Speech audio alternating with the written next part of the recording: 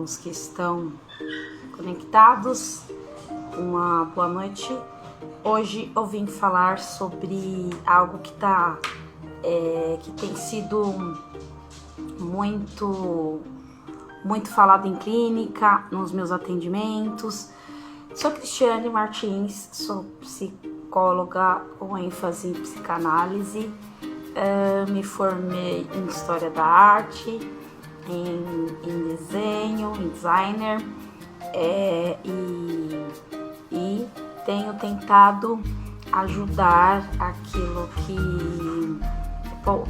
que eu posso ajudar em termos de família, afeto, sentimento. E eu queria dizer que todas essas coisas, uma foi ligando a outra na minha vida, e eu acredito que não venho aqui para doutrinação política, nem doutrinação religiosa.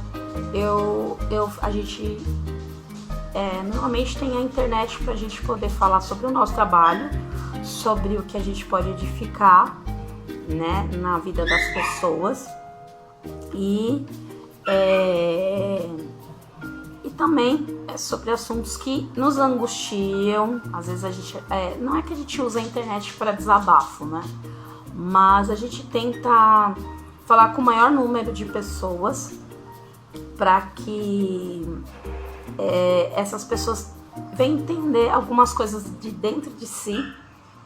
Como eu falei para vocês, que na minha área são temas muito delicados, sobre afeição, sobre o inconsciente. E o inconsciente, a psicanálise, ela é toda pautada no inconsciente. E o que é inconsciente? O inconsciente, ele é tudo aquilo que nós vamos absorvendo de memória desde do nosso nascimento. Quando nós nascemos, nós temos mais sentimento do que fala. Por isso que muitas vezes nós estamos querendo nomear alguma coisa para as pessoas, nós queremos comunicar algo para as pessoas e acabamos não conseguindo fazer isso.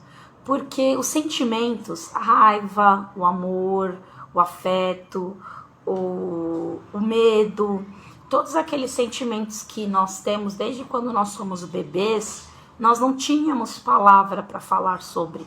Então o bebê não pode falar: estou triste, estou com fome. A mãe observa no olhar da mãe, a mãe espelha o filho. Através do espelho do filho, a mãe olha o cuidador, ou a avó, a tia, com quem olha e observa a criança, e aquela criança chora por algum motivo.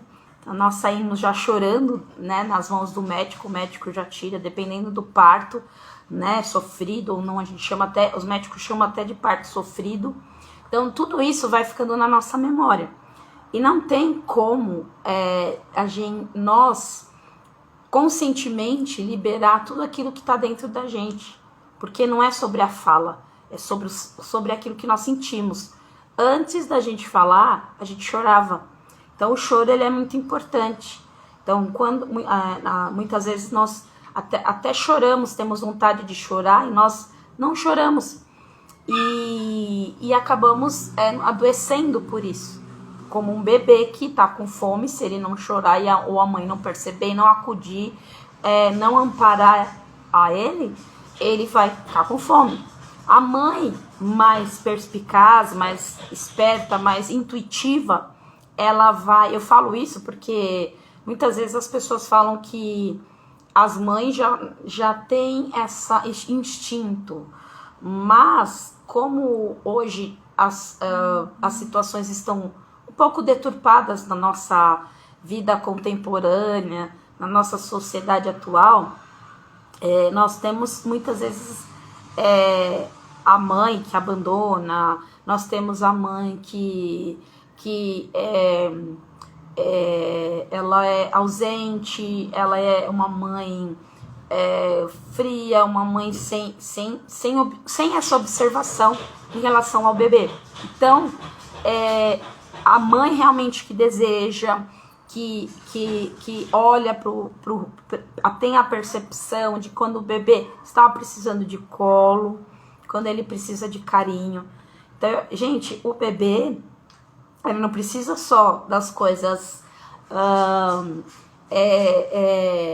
comida, a bebida, né, que seria o mamar. Ele não precisa só da roupinha que tá esquentando, tá frio ou tá calor.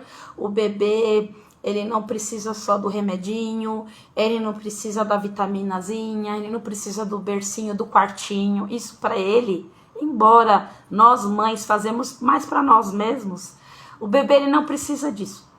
Ele não precisa de tanto estímulo no quarto, ele não precisa tanta... eu não estou criticando quem faça, estou dizendo que ele não tem ainda a estrutura mental para entender o que é isso. O que o bebê precisa? O bebê precisa de afeto. E esse afeto do bebê até 3 anos, depois 5 anos, são a constituição da personalidade. O bebê e a criança, ela tem muito mais a ver com colo, com o olhar, com o brincar, com as palavras, o balbuciar da mãe, a atenção da mãe, o chacoalhar da mãe, né? Não sei se vocês sabem, mas alguns cientistas dizem que o bebê, ele se acalma quando balança ele, porque quando ele está na barriga da mãe, a gente se movimenta, a gente anda, ali ele é o lugar guardadinho, quentinho, e ele lembra daquele movimento. Então, quando a mãe pega o bebê e faz um barulhinho, ele presta atenção e ele sente, ele retorna aquele amparo que ele tinha dentro da barriga, aquele lugar protegido, que praticamente ele não precisava fazer nada, ele recebia todo tipo de nutrientes e de cuidados. Então, o bebê, quando ele sai da barriga da mãe, é um trauma. Eu já falei isso para vocês. Por que eu tô falando isso? Por causa das memórias que nós temos desde a infância, desde do bebê. E como eu iniciei falando, hoje eu não vou me estender muito, embora eu não consiga. Eu tento fazer vídeo em um monte de lugar, mas eu não consigo. Porque o Instagram é o lugar que eu mais consigo falar, depois eu corto os vídeos, edito, mas eu tenho muita dificuldade de falar bem curtinho um assunto tão delicado, que é inconsciente, que é a memória afetiva, e tentar explicar o que é o inconsciente o pilar da psicanálise, o pilar do comportamento emocional é o inconsciente. Os desejos, as vontades, as compulsões, elas estão no inconsciente. Então é muito difícil falar em pouco tempo, vocês perdoem, mas eu tento alcançar o maior número de pessoas para ter esse cuidado. Que eu falo com as mães, os pais, sobre essa fase do bebê, e todas as sequelas que isso gera na vida de nós como seres humanos. Então, todas essas memórias, eu tinha uma professora que falava do desenvolvimento humano, que é uma área que eu gosto bastante. O desenvolvimento é desde o nascimento até a velhice. E essa professora, ela falou que quando um casal deseja ter um filho, eles precisariam passar por um curso, sabe, sobre a responsabilidade do cuidado que a mãe e o pai vai ter juntos, qual o papel de cada um. Quando a mãe é o momento só da mãe, tem um momento que é só da mãe e o bebê, o pai entra nessa história, e o pai, a importância extrema do pai, que as pessoas muitas vezes, o nosso país é um país que é tão excluído, os pais, ou porque eles são negligentes, ou porque eles abandonam mesmo. E a importância do pai na vida de uma criança é tão importante Então, essas coisas são muito delicadas de se falar. Então, hoje eu queria falar sobre o amor. E o amor é algo que é tão complexo de falar, porque existem dois tipos de amor que são importantes, são base para a nossa vida. E as pessoas confundem muito a paixão, a carência com amor. Tanto é que existem os transtornos de amor. Mulheres que amam demais, homens que amam demais. Existem os crimes passionais. Então, isso tudo, embora tenha envolvimentos afetivos, não significa que pode ser dito como amor. Porque o amor, ele não é egoísta, né? Ele não olha para si mesmo, ele quer o bem, ele é perdoador, ele é um sentimento muito sublime. E por que eu falei da mãe? Porque no início do nascimento, que tem que fazer um curso, os pais poderiam fazer um cursinho para ser antes de gerar um filho.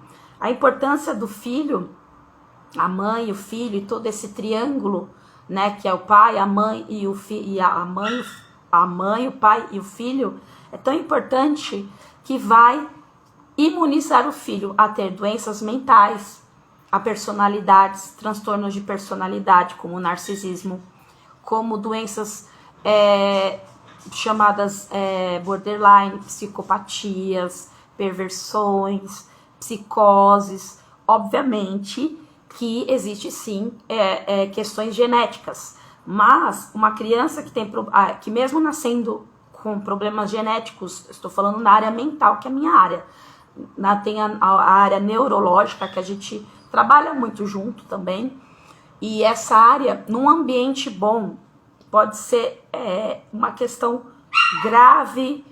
gravíssima, num ambiente bom de um casal, né, de um casal, num triângulo pai, filho e mãe, um ambiente bom, essa criança vai nascer, ainda que com os seus problemas, ela vai ter resultados bons. Ela vai ter, talvez, vamos falar aqui sobre o transtorno do espectro do autismo, ou outros transtornos ligados a síndrome de Down. Esse tipo de transtorno, eles, num ambiente amoroso, eles vão ter efeitos não curadores de cura, esquizofrenias, mas eles vão ter um ambiente saudável e ter, eu não vou dizer uma cura, mas uma estabilidade, como a bipolaridade. A bipolaridade é uma doença também grave, né? Então, assim, a bipolaridade, ela precisa de um ambiente muito bem estruturado, como todos os transtornos. Você conviver com uma pessoa que tem transtorno de ansiedade generalizada, ela precisa de um ambiente bem saudável. Quando eu digo ambiente saudável, é o choro que é visto. Como é visto, se é percebido. Muitas vezes as pessoas que têm transtornos em todas as áreas da vida dela, por ser inconsciente, ela tem uma extrema dificuldade de nomear o que ela está sentindo. E por isso, as pessoas, muitas vezes, elas não compreendem o choro, o tipo de choro que essa pessoa está emitindo. E nós precisamos entender que isso é o amor, entender o choro. E como eu falei, da criança não precisar do estímulo, que isso são chamados de coisas. E existe a coisa no bebê, ela só é percebida depois de um tempo. Então não adianta nada uma criança ter um ambiente riquíssimo, cheio né, um quarto maravilhoso, se ela não tem afetividade. Existe uma pesquisa, se eu não me engano, na Romênia, que fizeram um hospital e cuidaram das crianças de uma forma disciplinar, com remédio, direitinho, vitamina, com o quarto higienizado, a hora de mamar certinho, como robotado, assim, vamos dizer, né? Não que o bebê não precise disso, porém não tinha afeição nenhuma. E os médicos ficaram intrigados porque, através das experiências, por que essas crianças ficavam doentes. Elas tinham diabetes, tinham crianças, bebezinhas já nasciam com vários problemas de saúde, infecções.